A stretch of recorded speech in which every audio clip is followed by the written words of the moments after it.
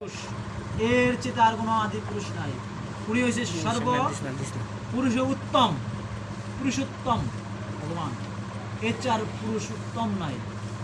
উনি হয়েছে জগতের পিতা, ঠিক আছে, সর্বকারণে কারণ। উনি সৎ চিত ও আনন্দময়, ঠিক আছে, বুঝা গেছে? অনেকে বলতে পারে তোমাদের কৃষ্ণ তো জন্ম হয়েছে, ঠিক না? সেটা আমার ব্যাখ্যা আছে। কৃষ্ণের জন্ম, কর্ম এবং জানা, তিনটা জিনিসের মধ্যে মানুষের সাথে মিল নেই। পার্থক্য কোথায়? জন্ম, কর্ম এবং জানা। ভগবান এবং মানুষের মধ্যে এই তিনটার পার্থক্য আছে।